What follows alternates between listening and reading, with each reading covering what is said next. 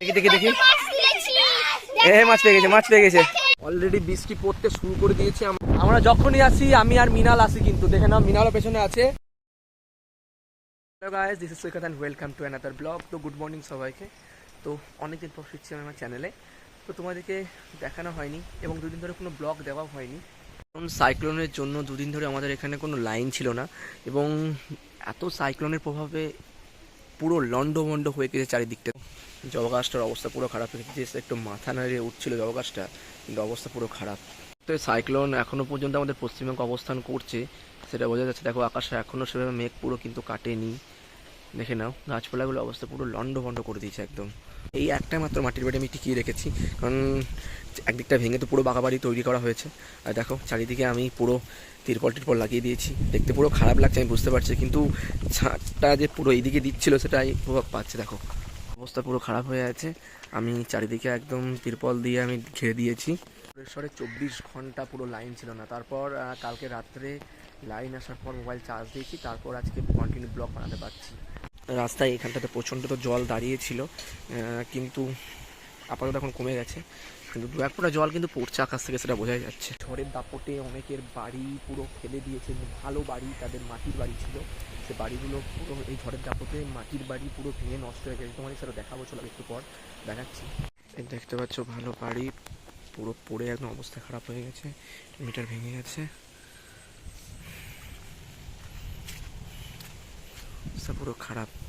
ভালো বাড়ি ভেঙে টেঙে একদম যাত অবস্থা হয়ে গেছে, মাটির উপর দিয়ে পুরো পড়ে গেছে। জায়গাটার অবস্থা কিন্তু পুরো খারাপ। তোমরা দেখে নাও একদম পুরো তল ঢেলে যাচ্ছে, এতটাই পরিমাণে এখানে জল দাঁড়িয়ে গেছে।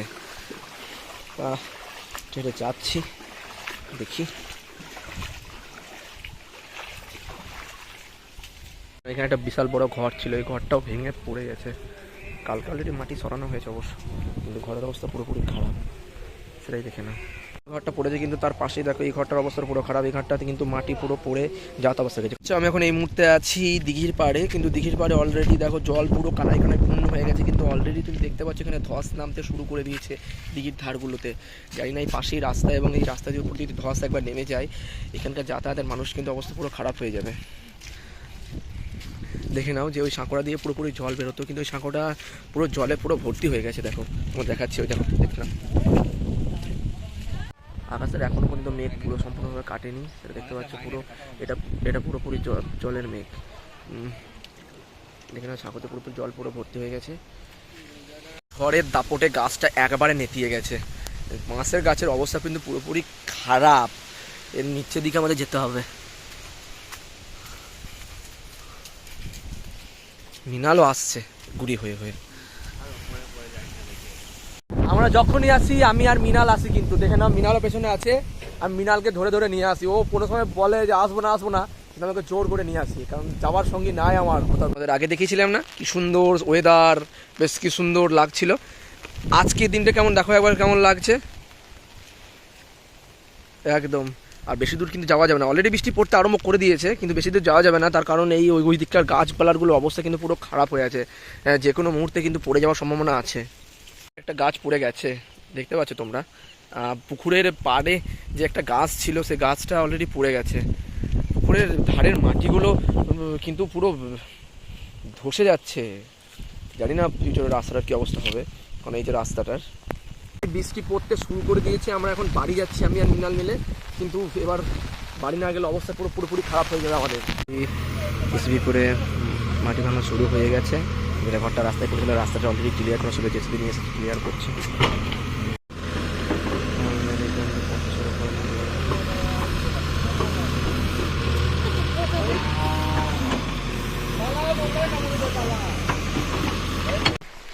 দেখতে পাচ্ছ প্রচণ্ড বৃষ্টি আরম্ভ হয়ে গেছে। আমি এখন বাড়িতে, এই মুহূর্তে বাড়িতে আছি আমি। বৃষ্টিটা এত পরিমাণে হচ্ছে, আর সারাদিন তো বৃষ্টি হয়েই যাচ্ছে। ভাগ্যিস এটা দিয়েছিলাম, নাহলে তো পুরোপুরি দেওয়ালটা আমার ভেসে যেত। কিন্তু অবস্থা কিন্তু তুমি দেখতে পাচ্ছ, বৃষ্টিতে এমন এত পরিমাণে হচ্ছে যে পুরো অবস্থা পুরো খারাপ হয়ে যাবে।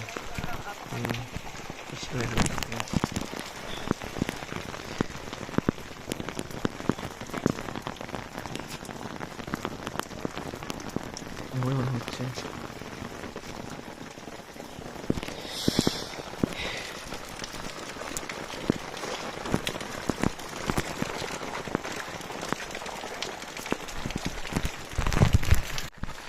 আসলে জলটা এত পরিমাণে দাঁড়িয়ে গিয়েছে, নিচে গিয়ে যাচ্ছে।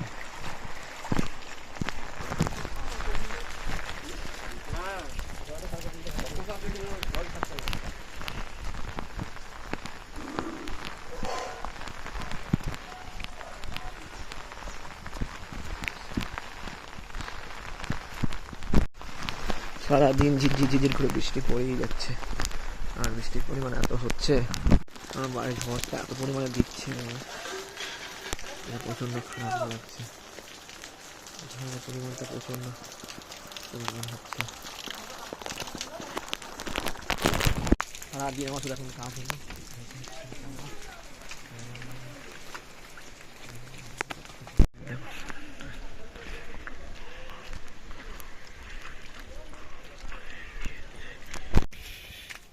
মাছ পেলি?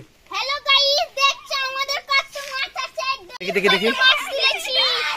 মাছ পেয়ে গেছে, মাছ পেয়ে গেছে। দেখেন কত মাছ তুলেছি, আর কত তুলবো।